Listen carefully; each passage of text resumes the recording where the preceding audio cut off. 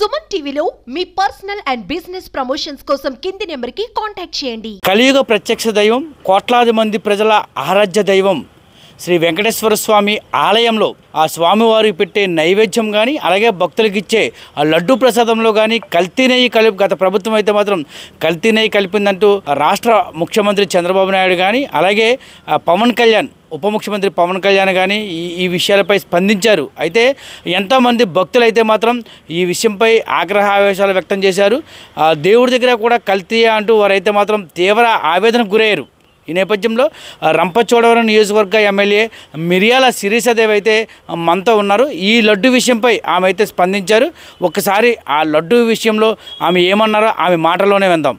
రాష్ట్రంలో ఒక hot topic గా నడుస్తున్న విషయం ఏంటంటే తిరుమల తిరుపతి దేవస్థానంలో లడ్డు కల్తీ. ఎంత దారుణమైన విషయం అంటే స్వయంగా మన రాష్ట్ర ముఖ్యమంత్రి గారు శ్రీ నారా చంద్రబాబు నాయుడు గారి ఒక సమావేశంలో చెప్పడం జరిగింది.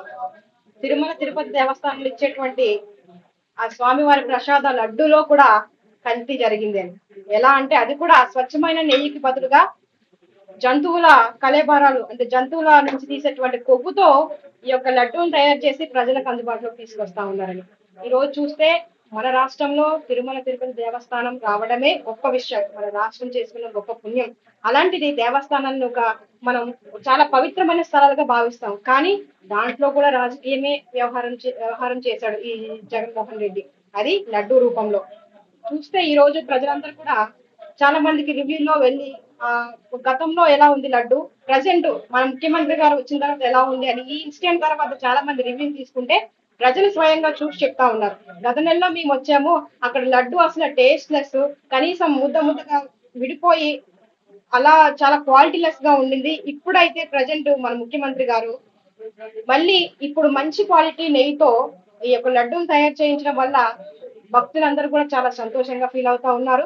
నిజంగానే రాష్ట్రానికి ఈ రోజు మంచి ముఖ్యమంత్రి గారు వచ్చారని స్వయంగా చెప్తా ఉన్నాను. ఎలా అంటే గతంలో ఈ యొక్క జగన్మోహన్ రెడ్డి రాష్ట్రాన్ని సర్వనాశనం చేయడానికి చివరికి ఈ తిరుమల లడ్డును కూడా వదలలేదు అనే దానికే ప్రత్యేక సాక్ష్యమే ఇది. ఇది ఏదో ఫేక్ గా మన ముఖ్యమంత్రి గారు చెప్పలేదు.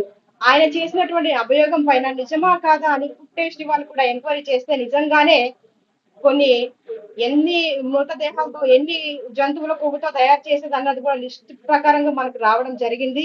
ఏవైతే ఆ కల్తీ నెయ్యి తయారు చేసిన వాళ్ళని కూడా సీజ్ చేశారని నిన్నటి న్యూస్ లో మేము స్వయంగా చూసాము. కాబట్టి భక్తులెవరు కూడా ఎవరు ఇక్కడి నుంచి దిగ్భ్రాంతి చెందాల్సినటువంటి అవసరం లేదు. ఎందుకంటే మన రాష్ట్ర ముఖ్యమంత్రి గారు పవిత్రమైన దేవస్థానంలో పవిత్రమైన ప్రసాదాన్ని ప్రజలకి, భక్తులందరికీ కూడా అందుబాటులోకి తీసుకురావాలని ఈ రోజు స్వచ్ఛమైన నెయ్యితో మంచి లడ్డూల్ని తయారు చేసి ప్రజలందరికీ కూడా అందుబాటులోకి తీసుకొస్తా ఉన్నారు. స్వయంగా భక్తులే చెప్తా ఉన్నారు, గతంలో అయితే ఆ వాటర్ బాటిల్కైనా పాల ప్యాకెట్లకైనా మేము ఏదైనా కొనుక్కోవాలంటే ఈ దేవస్థానంలో చాలా ఇబ్బందులు పడినటువంటి పరిస్థితి, కానీ ఇప్పుడు ప్రశాంతంగా మేము దేవుని దర్శించుకుంటా ఉన్నాము. అదే విధంగా ఈ లడ్డులు కూడా మాకు స్వచ్ఛమైన లడ్డూలు అందుతా ఉన్నాయి. దేవుడికి ప్రశాంతంగా మేము మా యొక్క మొక్కులు చెల్లించుకోవడానికి కూడా మంచి అవకాశం మన రాష్ట్ర ప్రభుత్వం వచ్చేకే, మన చంద్రబాబు నాయుడు గారు ముఖ్యమంత్రి అయ్యాకే మాకు ఇంత మంచి అవకాశం వచ్చిందని భక్తులు వెల్లడిస్తా ఉన్నారు. కాబట్టి ప్రజలందరికీ కూడా తెలియజేస్తా ఉన్నాను, మనకి మంచి ప్రభుత్వం వచ్చింది, మనకు మంచి ముఖ్యమంత్రి గారు మనకి సీఎం గా వచ్చారు. కాబట్టి ప్రజలందరూ ఎవరు కూడా ఆశ్చర్యపడాల్సిన అవసరం లేదు. త్వరలోనే మన రాష్ట్ర ప్రభుత్వం అభివృద్ధి దిశగా మంచి రాష్ట్రంగా, ఒక మాదిరికరమైన దేశంలోనే ఒక